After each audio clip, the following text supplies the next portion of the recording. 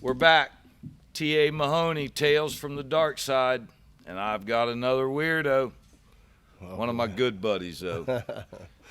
Bret Gamrot. How you doing, Bret Gamrot? Man, I'm doing well. How are you, buddy? Man, I appreciate you coming out. This is not only an honor, but a pleasure. Oh, come on. Not that. You don't have to go that overboard. We're not pushing that hard. We're just telling funny stories. And you know what? But it is an honor. You're one of the guys on my list that just story after story after story, and really over the years have been a good part of T.A. Mahoney Company, somebody we've worked with, promoted us, had fun with, part of the family. And that's what I'm kind of doing on this show. I'm letting people know a little bit of the people I've dealt with throughout the years. And our relationship probably goes back when we first opened this building. 01. 01. When I started the magazine. Yeah, and that's what I want to get into. Give people a little bit of history about Bret Gamrot, where you were raised, born, fishing. Just real quick. I want you landing the plane. We ain't got all day, but I want them to know about you. All right. Well, I was born in Tennessee, Oak Ridge, Tennessee. Lived there for a couple years. All of my family's from Pittsburgh. So we went back up to Pittsburgh, and when I was 9 years old, we moved down here. I'm 52, so I've been down here about 43 years. And when we moved down here, my dad got a boat right away at Bay Pines Marina out there. And you were living in Pasco County at the time? Feather Sound. Feather Sound. Yeah, oh, yeah, that's Feather a story. Sound. There's another one. We're going to talk about that story. Oh, man. So anyway, deep woods of Feather So my Sound. dad, all my dad did was grouper dig back in the day. My job was to have the milk, drive the boat. I had to drive the boat at 10 years old. That's the same fly that was on that debate. It could be. I see that thing flying around. A lot of flies. Yeah. So anyway, grouper fished with my dad all the way up till I was like 20 years old. And what was the boat he bought? He bought like a 23-foot Crutchfield with an old Mercury on the back, the skinny Mercuries. Yeah, but back then, in '78. Yeah, '78. It was a used boat. 23 Crutchfield. Yeah. I'll never forget. A little cabin in the front where we Lots sold the of rods. grouper back in the day too. A lot of grouper digging with the white lines with the piece, the paper, with the needle going up and down. Did he use Dacra online? No, we were all mono. Mono. Man, just the big old pen reels. Still have them. Still have them up at the bar hanging up. Yeah, that's awesome. Yeah. We'll talk a little bit about that, but about what time you grew up in Feather Sound, the deep woods of Feather Sound. Woods of Feather Sound. And then what brought you into fishing? What happened as far as getting into the industry here in? All right. Well, and that was 2001. Yeah, 2001. I did up a magazine. I wanted to do a glossy color magazine, hunting and fishing, so I called it, onshore, offshore, and I pounded the pavement and grew the magazine, and I did that for about 18 years till I moved on, sold. Yeah, and what was really neat about that magazine, and something I want to tell you, it was kind of like what you're seeing today, where things are going more towards the internet, and it's kind of advertising's changing versus print. Big time. Yeah. Well, at the same time, I believe it was changing then. Mm-hmm. And what we had out back in those days, 2001, was, I think, 2 magazines. Yeah. Or was it just one? Started with one. Just that newspaper one, Suncoast. It was a newspaper. Suncoast Fisherman. Yeah, Charlie. Charlie. And he was a great guy. Charlie might have been O'Neill. Right. Yeah, you're if right. I remember right. A great guy, just down to earth, and he wrote fishing reports, and that's what we had in this area. Well, Bret kind of came in and, stepped it up. Full color. So there goes what you're just talking about, the technology. It went from you could only do it on a old Mecklenburg or Hecklenburg, whatever they called it, and it did black and white newspaper. Well, then when I got into it, taking advantage of the newer technology, it was web design, and they could run a lot more on better paper with colors. So I took that and ran with it. And it was first of its kind. It was the first one, yeah. And it was what free. I thought was awesome about it? It was free. It was color, glossy. So it was a nice magazine. It had great content. You had great writers, people that were writing about current stuff. That's what you were. Yep. You were all stuck captains. on. All captains. And he had 2 covers, front and back. Yeah. So you know how you throw them, and it was his idea was you throw a magazine down. It's either going to be on the front or back cover. You're going to have a bunch of promotion, or you're going to have one promotion, right? Great idea. Yeah. So he's got a front cover on the front and back of his magazine. One's hunting, one's fishing. Yeah. So you could throw that magazine down, and he was still putting his name out there. And really good pictures. I've been in the magazine several times. On the cover? I've been on the cover of Two, three, quite a four few. times, yeah. But I don't want to talk a lot about the magazine. From there, you went into guiding. You went into, now you're with Silver King Brewery. You own Yeah, it, back you're in an owner. 05, I got my license, and I came in here and I was running a little Hell's Bay. Yep. And I was like, remember hey, that. man, I it's kind of hard. Technical skiff, Yeah. like he's really something. He's going to get out there and be real quiet and pet the fish, right? That's So, what he's going to do. I couldn't make That's any what money we at thought that. back then. Right.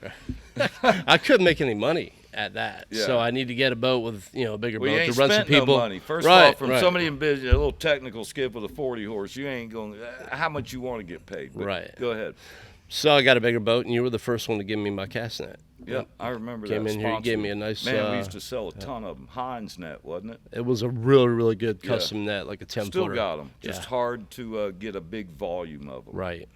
Well, the magazine, when he came in here and he started talking to me about it, and one thing about West Central Florida that I like is it's a really close community. I mean, everybody knows everybody, from knowing guides down south to the West Coast. You're good with people. It's a great area to be in the boating industry, whether it's a shipyard or whether it's a guide business or a retail store, just a great place, good people. That's one of the things. And bringing Bret in, Bret's one of my good friends. I've done a ton with him, maybe not so much in the last few It's years. been tough the last 5 years. Yeah, no doubt. well, he's been working hard trying to start the brewery, but we've had some good times. I know that. There was something funny you were talking about today, and I want you to go over it real quick. We'll start off the beginning when you finally got me. And what were you telling me, Sergio? Tell him the story real quick. All right, yeah. So Sergio was working with you. And he's like, hey, go talk to Mike Mahoney. And he's going to be tough. He's going to intimidate you a little bit. And I'm like, yeah, okay, cool. I'll go. I went and talked to him. And immediately when I met Mike, man, I was like, kind of, intimidated. Big, beautiful place. I'm going and walking to a guy that's busy and everything. And he's like, I want back cover full page. I'm like, yes, sir. And so We he got worked on a the good Mac. deal. Yeah, I got a good yeah, deal. yeah. I mean, I was like, all right. And 3 months later, I decided to put a cover out, and I get a phone call, and I'm like, hello. He's like, Bret, it's Mahoney. And I'm like, hey, how you doing, Mike? He's like, he goes, I want to pull my ad out of your magazine.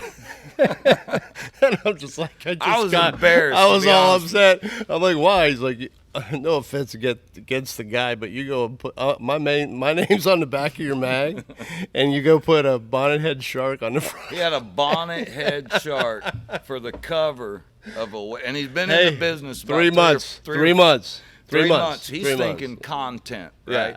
I'm on the beach. Shark Week. And it was slow. Great idea. It was like this big. And I'm thinking nobody's going to grab that magazine with a shark, Yeah. sitting there. What'd you bring? Your beer? Man, I know where this is going, so I gotta have a beer, man. You got your what? You got over there? A Coke. I got a Yeah, I Coke. was gonna bring you. You want some beer? You No. don't drink beer. No, I White give it Claw? away, though. You do White Claw? I don't do nothing. Yeah.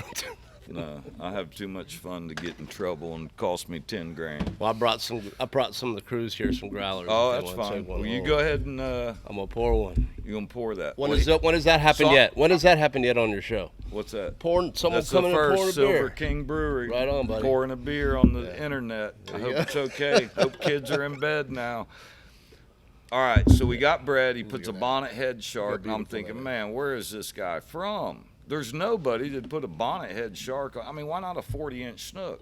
You got a problem? I can hook you up with somebody who'll do some cover work for you, Experience. And he was, well, and None. it kind of tells us because the technical skiff falls right into that. And I hope nobody's offended, but I mean, come on. We don't care if the boat weighs 3 pounds and you can push it for 6 miles to catch a 2-pound fish. It ain't a big deal. Big, nasty fish in the box. That's Dude, what I that's was. quality. I agree. It's not quantity, it's about quality. Yeah, It's but about being alone and being out there and pushing along. And, It's hard to find people to go with you when you tell them you're doing that kind of fish and they think you're a weirdo. That's what happens. They go, this guy wants to take me in the background. My first trip with Bret Gamrot was Passage Key. I didn't know what went on at Passage Key. Most people who are normal who don't go do stuff like's being done on Passage Key have no idea what's on Passage Key because we go out and we fish. Well, Bret brings me over there right in the middle of Passage Key and nobody's got clothes on. And he's kind of smiling at me like, what do you think? I'm thinking you better put this boat on a There's plane. a little bit of writer's embellishment thinking. going on right now. Hey, that's why I'm pouring me a beer, folks. Hey, that's what's going to get me through this next hour. The motto, you've met Buzzard Bruce, and we're going to have him on here, but the motto is, don't ever let the truth get in the way of a good story. We use that here. I just want you to know. So feel free to use your own, but it's a good time. Well, I want to talk a little bit about hunting with Bret. He had never killed a deer, and I'll tell you something. When somebody tells me that, and I don't want you coming in the store tomorrow and crying and saying, go help me kill a monster buck, but when you work with people and people become your friends, if you can turn them on to something, why not? Right. And I had some great hunting. I've hunted different places a long time, and I've really been blessed with the people I've met and the opportunity. So I took Bret. I wanted him to get a buck. Best time to go is the rut. Full moon. No, it's new moon. It's new, I That's I'm best for me. Right. Best for me is full moon, and nobody else is at camp. That's when I like to hunt. But when I take people, it's usually new moon because you see more activity. When I take myself, full moon. Right. Where were you full moon? Full moon. Halloween. Halloween? I know where I was. Oh, yeah. I was with a game warden. Oh, boy. Spotlight. Huh. But we were looking for pigs. Pigs, not deer. Anyway, Right. So Bret, come up, Alabama. I want you to kill a big deer. So we come up. I'll Actually, tell our you that- first trip together was That's what I was going to talk about. Georgia. me, you, and Terry in Georgia. Yeah, went to Georgia. He wanted a cover shot. Bobo, bonnet head shark boy, wanted a big buck on the cover of his magazine, right? Now, total opposite of what a bonnet had. I was surprised he even wanted a big buck, but everybody was shooting big bucks, and all magazines, they got gotta big have bucks. that on You it. look, Yeah. Look at what's here, Right. So we go to Georgia. Let's talk about that first. We go Yeah. to Georgia, and we're sitting in a stand. Funniest thing ever. I'll tell you my perspective, and then he can tell you his. All right. He's sitting in a box stand first day. We come back. We really hadn't been hunting all that much. We're at a house, no TVs, on a lake. Awesome. I'm not no big deal to me if I don't get to see TV, especially nowadays. But even back then, get away, relax with your friends, no TV, hang out during the off time. So we go out there. First hunt, he's in one of the best stands I got. I pick him up. He tells me he's apologizing. Well, that's a concern. When someone starts saying, I'm sorry, before you even hear what they're talking about, and you're in the woods, what could really happen? He explained to me he's got a problem with his digestive system, and he has to poop quite a bit. And he pooped in the stand, or pooped near the stand, and I go, well, and only hunters can understand this. I dug a hole. Oh, no way. I dug a hole. You can't see white toilet paper if you dig the hole. So, and he must have known it when he left because he had toilet paper with him. So it must have been a problem he didn't tell me about. So anyway, I said, no big deal. It happens. People got to use the bathroom. I said, where did you go? He said, I ran as far in the woods as I could. And I'm like, ran as far into the woods as you could. I said, you didn't go back down the road you came in? No, I went down. That would have been smart because we know deer aren't there. I went behind. Yeah, in the woods. Yeah, because the deer were coming this way. Well, they're coming from everywhere. Right. So I thought I'd scare them that way toward me. Back to you. Never been hunting before, and I got him up there. Going to kill his first buck, pooping in the woods. So he runs as far as he can.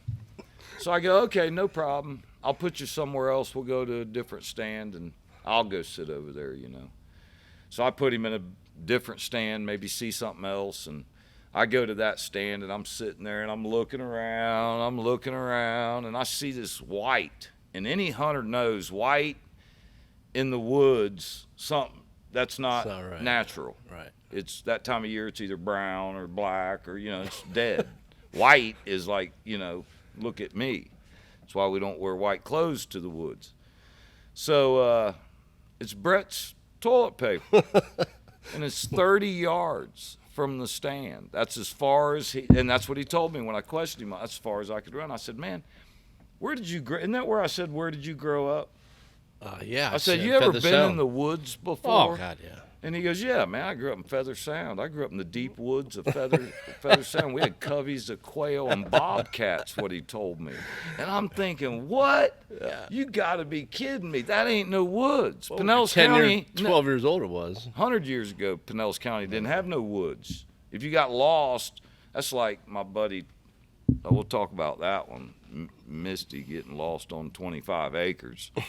But that'll be a different story. But with Bret, so we called it the poop stand, and he got to sit there the rest of the time. Well, you know, when you give me a lot of coffee and bran muffins before we go hunt, yeah, something's got to give. It's like a puppy. Anybody ever owned a puppy that you pick it up and you go, just pick some of that up, and he put some more down? Well, that's him. Boy. Halfway to the stand. You used to call me pee-pee poo-poo boy. That's what I called him. That's what I called him for a while. So I put him in a stand.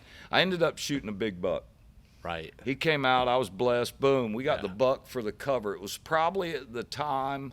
I remember it. One of my biggest bucks. He's up on the wall over there. Yeah, he's 8-point chocolate brown. 235 245. 245. Yep. Yeah, and there. he was kind of fat, so it was just before rut. It was late October. It was when before I like rut. To go. Yeah, it was the biggest they're going to be. You know, during the rut they lose 25%. So the funny thing was, and I don't know if Bret remembers this, but he was sitting at a stand about 100 yards from me. And where he was sitting, it's not like I could have shot him. The terrain was 100 yards. Well, when I shot, it was in his direction, and I was laughing so hard to myself because I knew it blew him out of the stand. You know, you're all quiet in the woods, and Dr. Death rings one off. Boom. That first of all, that's when I first witnessed actually a deer being shot up close or close, because you literally heard the smack. It going through the air, the smack, and then the gunshot. Yeah. So and of course we start texting. It's funny, and cool. the first thing I'm going to say is, "No, I didn't shoot. Did you?" Yeah, I said no. And he said, "No, I didn't. It was right by me. It sounded like you." "No, it wasn't me." And you get everybody worried. Well, we played the game, and that's I may even put that up along and show that buck and what we had. And that was a nice buck. It went on the cover of your magazine. It was a nice 8-point. It probably, if I had to score it, it wasn't, you know, it wasn't the world class type thing, but what a great accomplishment to shoot an old buck with a guy has a magazine, boom, and drop the buck. It was probably scored in the 125s, 127, I'd say, almost perfect 8-point, huge neck. Perfect. Yeah, my buddy Bob Moore even asked me that day when we went to the ranch to clean it, if you remember. He said, Mike, you sure you didn't shoot that buck on my ranch? Yeah. You remember that? That looks like one of the ranch bucks. It was so big, just an awesome one. Yep. Shift gears. 2 months later, 3 months later, October, January, right away. Alabama. I'm in Alabama. Yep. Bret rolls up in the Bluebird, looked like a tour bus from some rock guy. Our buddy Dave Daniels. Beautiful RV, big glass front windshield, pulls it right up to the porch of my camp. Right. Levelers out, got everything right. Like rock stars. Yeah. I mean, man, it was like, gosh. But that was Dave Daniels, not me. Yeah. But got that kind of money. Well, none of us Old do. Dave. But it's fun to hang out with people who got and the it, four-wheelers. Right? Yeah, four-wheelers. Four-wheelers. It's just everything. Yeah. So first morning. We got 4 or 5 guys. This is dealing with what I had to deal with growing up. I'm having more beer. You want some? I wake up. I'm drinking my coffee. I'm outside. 3 or 4 of us. We look over at the big window. He's in the front window. Totally on purpose, man. I totally did this on purpose, man. Doing the body floss. He had the towel twisted up. He was drying off from his shower. Beautiful shower, man. It's like grown married men. It's like marble shower. Like he was trolling for something. I mean, it was what unreal. I'm thinking. Probably like a bacon strip with a bunch of love bugs all around it. It was hideous. It was not a good visual. It was not something that you really like to see. They're ready to come. We're ready to put one through the windshield. Boom! Put one in his head. Well, Bret has always been a jokester, but the main thing we know for sure, he's a pooper. So I try to put him. That was the worst one. I thought you were going to go with that story first. You wasted a lot of time on Georgia. Now but we got so. No, you got me bad. in Alabama the first year there, and I What? meet Tommy and his what's Instead his of me- wife's name? What's his wife's Sue, name? Instead of me telling it, you tell it. What happened? Oh man, no, I really no, I know. I always said you were the best storyteller, so you gotta. Oh, gotta now start he's going. backing out. Okay, Well, what no, happened was I'm not gonna sit here and talk we- about what you we what had- you no, you scammed me into this. we had to You knew this discuss was going to the happen pooping. because of Georgia. I had IBS problems. So what I tell Brett is, I said, listen, if you got to use the bathroom, no matter what, Go up to this white road. I didn't say that. Don't go back. You said go up to this white road I dropped you in off. I'm I I'm thinking promise I'm out you. in the middle of Alabama. All right, you're dirtying it up. I'm not dirtying it up. What I told him was always go back out where you got dropped off, like in the woods somewhere. That way you know the deer aren't where I'm dropping you off, where you got to walk in. Don't go where the big green plot food with corn everywhere is. First of all, Go back in the bush, you know. you so gave me bran flakes again and coffee, I drive up to pick him up. sitting on a nice cold metal chair. I drive up to pick him up in the middle of the driveway. I see the little wad of white toilet paper in the driveway of the guy's house. So he's got people coming in and out, and he's going, what's a white toilet paper for in my driveway with the big stick sticking straight up? You know, I'm thinking, you got to be out of your mind. So It's a fence post. yeah, fence post. I'm like, Brett, you went in the guy's driveway? And he's like, you didn't tell me that was his driveway. You know, well, the driveway's 1/4 mile long, but it's still his driveway. You can't even see the house. But he goes, I thought that was just a trail through the woods. Is that what you told me? I thought we were out in the middle of nowhere, and you put me in a stand that's right off Sue's sewing room. Well, yeah, but I'm like 50 feet away from this lady's sewing room Just and don't their shoot that house, way. and you told me to go to the bathroom on the road, and I gotta go. I said go And back where I didn't I know it was dropped his off. driveway, so the poor lady's driving home. and we got to go clean up the driveway. Hey, you got a shovel? I can borrow it. The hunting camp. Everybody's asking why. All right, well, let's talk about that. What happened that day? That was So, your first buck. That was yeah. I brought something here for you. Let's see it. This was fun, and I'll never forget this because it was. Hold it up. Show the camera. So you know, it's nothing like what Mike has Yeah, here. but man, but it's it a was nice it was buck. my You first, set it and up there. and Mike taught me a lot about deer hunting. So this really meant a lot to me. It was kind of a call bug, so it was kind of like that was broken, and this is kind of broken off here, but it was the first one to walk out in front of me at that stand, the power line stand, which that stand to me is like got some really cool history to it because of Brett Norris, and we'll go on to that later. But this is on so Mike, this is on January 12th, 2010, 180 pounds, 4 years January old. 12th. Write that date down. He was chasing does. Yeah. That's it. Every year they'll be right around that time, So- January 12th. And you know what? So I was in that turret with my dad's 30-06, very kind of That was special thing. awesome, He too, gave me my yeah. dad's gun. Yep. My dad gave me his gun. He never shot a buck with it up in Pennsylvania. So this walks out in front of me. So I immediately big body, too, wasn't he? I see antlers, and so I'm in that turret, which was great because I can't sit still. Is that when you came out, fell, and all that? I came out of that thing. You told me, Brett, when you shoot a buck Sit and you still. hit him, you said, load your gun and run after him. I never said that. You never said No, that? you know what I told him? I said, if you shoot the I buck, thought I waited 20 minutes. He told me to wait 20 I told minutes. you to sit there and somebody's coming to help you because you ain't never killed one, so stay there. So I'm calling him 30 seconds after the shot. Brett, where you at? I'm in the middle of the field looking for him. Looking I go, for blood. Go back out. He's pushing him is what he's doing. He didn't understand that, so he waited. He understood. He's all excited like everybody. All your adrenaline's going. You forget about that 20 minutes. I was supposed to just sit there, right? That's it. Oh, yeah, you think 5 minutes is an hour. Right. On your first buck. Yeah. And then it's dark.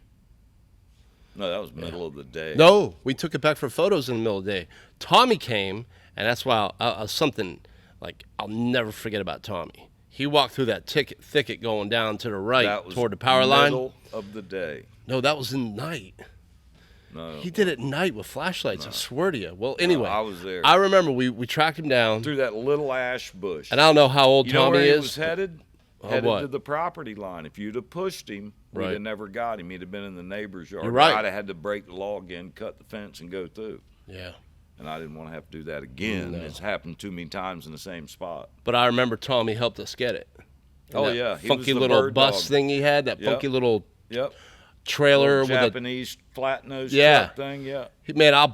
This is what I like about Tommy, man. Is he like grabbed it by the antler and and he hauled that thing out of that woods. Yeah, you weren't grabbing it. You're still scared of it, weren't you? I was still scared. Hey, we got a break coming up, Brett. We're All going right. to take a break. It's been Yeah. great, and we got a bunch more coming for you. We'll be right back.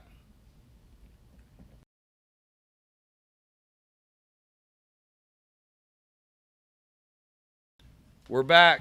Round 2 with Captain Bret Gamrot, right? Sorry about Yeah. that. I got Yeah, to give man. you that respect. You appreciate went it. to C school and learned how to cheat and memorize the test, and you're a captain like all the rest. Yep. But that's not really the truth, but it's a good license to have. I just never had one. It's just But anyway, we were talking hunting, and we could go on probably about 5 or 6 more trips that we went on and just good times. But I want to talk a little bit about fishing. And one of the times that stands out in my mind, it was about a 4-day deal, 5-day deal. And I've had some people on here that were involved, as you know, Brett Norris. And Right. Yeah. I want to hear about what your take is on this whole reality show that we were going to be the next Duck Dynasty, and how you talked me into that. You remember that? So I was starting a brewery, and I always wanted to like involve my friends one way or another. Duck Dynasty was big. Talked to people about all my fishing buddies and how I'm getting this brewery going, and they said, hey, you ought to like round up your No, but I'm your, just wondering your how buddies you got to do this it. how'd you get the people from California and Canada? Yeah, man, they came down and spent like I mean, 30. where do you meet those just like on the internet where you have nothing No, to do? no. I have nothing to do. I'm a business owner with nothing to do, and I'm going to go on this. Was it some kind of porno chat room? Or? Yes. So a friend of mine gave me a number to a production company called Tricon. So I called her I've up. heard of 'em, yeah. I called them up, and they were like, And you said, hey, I got a great idea. I told them, I said, I got me and a bunch of buddies doing this brewery, and we're going to brew beer and fish and hunt together, about 5 of us. They're all my dear friends. And so I included you because, I knew you would be a natural. I'd have been mad if you didn't, right? Oh, We'd have made it big. It was, it was it a was a good time, man. I mean, they spent like 30 grand on it. Had a team of people out there, and it's when Duck Dynasty was at its peak. Yeah. And there were reality shows of the stupidest stuff out there. I mean, tree cutting down people, and it was a good crew you had. I had to type. I spent a whole week typing up a treatment, is what they call it, of all the show ideas that we could go off and do. And of course, I put in there, fishing and hunting in Alabama and Georgia, and going and having fun and having fun with one another, getting you on a trout stream to catch a big old rainbow with a fly rod. It was just something I Big thought fun. of, and they wanted to come do it, and they filmed us for about 4 days, and we had the best time. You put us up in you your. got me on the edge of my chair with that big trout in the stream. I thing. know Wow. it would have been great, Big but fish. and then reality shows just kind of fell off the face of the earth unless you're a Pawn Stars. It was a good time. You was know what I fun. enjoyed? There was 5 people I really liked. I still do business with. And we all got to spend that time together and fish every day. And I mean, it wasn't as much fishing as we could, but of course, Brett had us believing we need to go pick out the Rolls Royces and I'm getting an alligator skin jacket and I'm getting this. He had us pretty well souped up for it, but it didn't work, but it was a good time. It was at the cusp of when reality shows weren't happening, and the producers really liked it, in the industry, but it just was like they needed something else, something more where it's fighting. I used to think Arguing. to myself when I'd fish with Brett, we've done a lot of fishing. I've done a couple good magazine articles you've written that we've gone out and caught some decent snook. We were behind Shell Island one time, and we got a nice 32 inch or whatever it was. Yep. And I really realized about video at that point that it's an hour catching fish and tons of editing, just pictures, looking for the perfect one. And it seemed like you always did a good job. Every one of those was, Bret was like one of the first ones, if y'all can think about fish pictures where they pull them out of the water and the water's running off the fish. Bret was doing that years ago. Really good getting in the water. I mean, I think we might have gone to the dark side. That was my passion, as much as catching fish as catching the moment. We catch the fish. He says, put him in the live well. We got to go over here to take pictures. And I said, well, it's out of season. And he goes, well, you got that big Evinrude on the back. What are you worried about? We only got one. You can throw it out before you got to stop. So we took off, ran for an hour and a half to this special background and got the picture taken. And good time. That was the first time you'd ever been on a blue wave boat. You remember that? I was in my Lake and Bay. Yeah, he's wet as can be. We ran to the marker, and I remember you saying to me, I cannot believe you're dry, because that was a nasty day. That's why we went inside over there at Shell Island. Right. One of the things I want to talk about now, Bret, is you're switching gears again. Not really switching gears, but going back more into fishing. Am I right? Yeah, the brewery, we've been plugging away at Silver King for 5 years, and it's really all about every dollar you make, you're putting it back into your company and building your brand. And then when COVID hit, it was we were That's dying. gotta be one of the Done. toughest I mean, we're businesses. breweries were considered bars, and we were the last ones to get open. And so it just killed us. So I had to get back to my roots. I've always, even while doing the brewery, I ran trips with old clients that wanted to fish with you. Yeah. Not so much the quality, the quantity of fish, but they wanted you, and they were my good friends. And so as I built this business, I just kept fishing and fishing. But now, I got a boat. Behind my fiance and I, Lisa, we have a boat behind the condo, and I run out of tarpon, and I love it. It was a learning experience to get dialed in over there, river and up and down and going far north. Anclote. I'll run up the Cody. So it's different than Fort DeSoto, and so it's kind of like Do you like it better than Fort DeSoto area? No, it's hard to beat that. Fort DeSoto gave such opportunity for bait with the piers and the bridge and then the flats and then the Potter's Pier. You had to know how to get away from the dolphin or wreck your net. But it was then when you have wind or options with the wind in places, you could just always fish your people on good spots, all around, all the way out to Gandy Bridge. Are you back with the little microfiber? The micro skiff? The microfiber. No, skiff. Man, you know me, man. That's my true passion, love. But the fishing part of the business, to get 4, 5 people out there, was in that Dorado, and that was my favorite boat. I loved it. Yeah, good. First one to put 2 power poles on the back. Gosh, man, it was just like because they gave them to you. Yeah, exactly. That's why he had 2 on the back. Swap for an ad. Dude, Bret was the greatest product ever, man, and I loved it. And then I started the brewery. Yeah, that's good. You're starting to guide now, catching fish. What is the big difference? It sounds like bait would be the biggest difference between north and south there, from Anclote area down to Fort DeSoto, being a guide in 2 different areas like that. It's totally different bottom too. It starts to get rocky over there, doesn't it? So when I got up here to Tarpon Springs, it was time to take notes on the bait. Fishing notes on the bait.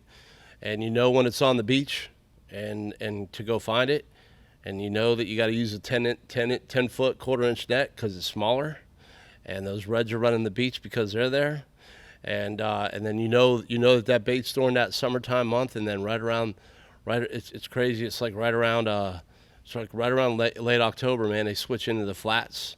Then you go back to Menhaden and fish tropical fish food when they're in the area, and you can't rodeo them and throw a net on them, but it's a different fishery, and you're talking 20 miles away, Yeah. You don't have different, right? It's 25 or 5 miles offshore, I'm working a beautiful rock line for miles up there, Yeah. and we can get grouper out there now. And Do you get the yeah, that gags. shallow water gags up Yeah, there? yeah, and mangoes. Caught some big mangoes that went down south because I'm not expert offshore. I was always offshore with guys like you, and I would just sit back and go, wow, all the stuff that you guys do and everything is just like so different. But so I kind of take a little bit of that tutelage that you taught me out to that 25-foot ledge Yeah. off Anclote, Similar. and so it's a different, it's then you run north and. We have scalloping up there that we didn't do when we were in St. Pete, unless we, went on a vacation up north or Homosassa plantation. Now you run charters for scalloping too? I love it. It's fun. It's fun, but I like to do it with people I know. When you got Do you people that keep don't your know what they're clothes doing. on? Like, would I pretty much, yeah. customers? I gained some weight. What, Drinking craft how beer. do I you kind feel of keep about my clothes on. How do you? Man, that all started on Ron and Ian. You guys, man, always have me fishing. Like I'm naked all the time. My Question mom's for like, you. "Why are you always talking about your pants off?" Well, does it disappoint you that Passage Key is a lot further of a run from up there towards the area Tarpon you're at now? My parents live in Bradenton now, and they had a fun boat to go out there, and they would always comment on it. And it's gotten a little bit more clothing. It's kind of, but yeah, am I disappointed? And I wish I could run there. Yeah, man, I kind of miss hanging out there. I mean, I don't know how many times I've been So out in the much bay, fun. and I'm not catching anything, and you work with a little bit of a network, and Brett was in my network when he was doing a little more fishing, and I was doing inshore, he was doing inshore. Call him up every time, fishing Passage Key. Like, you're fishing Passage May Key and June, for baby. what? It doesn't matter for what. I'm Oh, you fishing love Passage that. Key. That was his favorite spot. You love talking I mean, he was about like the Passage mayor Key. of Passage Key, My right? dad calls it Passion Key. Yeah, real passion. We're over there looking. There's a big group of boats together, bunch of people, and his boat's anchored right in the middle of it. He's out there right in the middle of it. Fun place, huh? Did you start all that over there at Passage Key? Sorry, Mom. No, I didn't start that at Passage Key. No, Was man. That wasn't, because you were the first one that ever brought up, hey, them two little islands. And I think with the two little islands I'm you not. avoid so you don't run aground. No, you need to go up there and check it out. It's special. And I go up there, there's a bunch of guys. I go, I don't need to worry. It's like, I don't need to, that's not where I'm headed. That's a scary part of Tampa Bay, man. But a good time, and I want everybody to know out there, if you want a good time to a guy that's been around for a long time, Gamrot's a guy. Captain Bret Gamrot, done a lot of fishing with him. Little bit goofy, but he can catch fish. I'm telling you, he's good at tarpon. I've caught tarpon with you before in the Dorado. Yeah. We've caught tons of snook and redfish, and a lot of times we've worked areas together, and just the communication back and forth to help you pinpoint. I think anybody out there that catches a lot of fish will tell you it's the network of the people they're with, which is really what puts those fish in the boat and dials you in. If mine aren't on, I'm over on yours, and the following day we're all checking. I call you back up, they're back over here.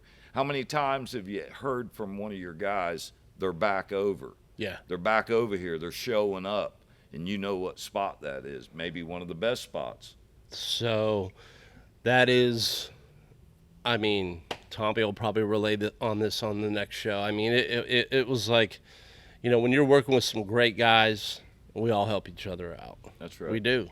And that's what makes it great. That was the number one thing I missed when I went to work on the brewery and kind of sold the boat and focus on the brewery. And I would always go borrow a friend's boat, or I got friends that would call me out on their boats and stuff like that. But I missed the camaraderie with a lot of the guys and how we worked together, and that's what I missed the most. Well, and one of the things I can tell you that the communication me and you had back and forth on fishing spots, I know after somebody gets out of it, no matter who you are, I'm probably not wanting to share much information because it's probably not coming back.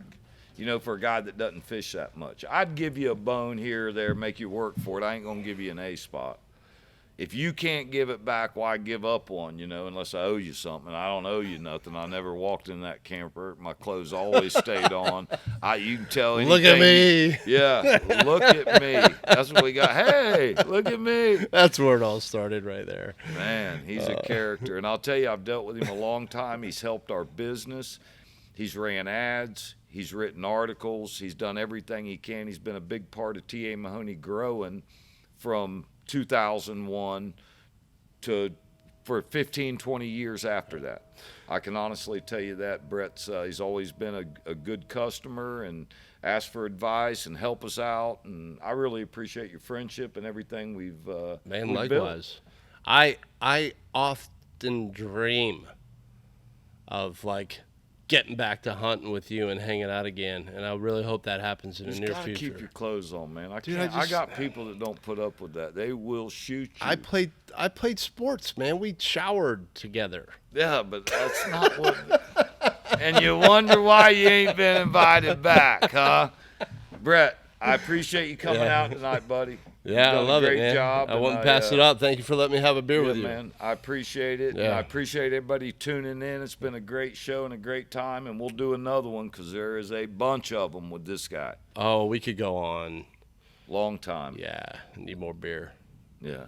You're ready to roll. Hope no. I'll get you clear out of the gate, but you're on your own after that. They don't come in here, but once you hit that asphalt, you're on your own. Nah, I think I'm gonna sit here and listen to your next show. But thanks for having me, man. It's an honor. Good deal, man. Yeah. Appreciate you tuning in. We'll see you next time.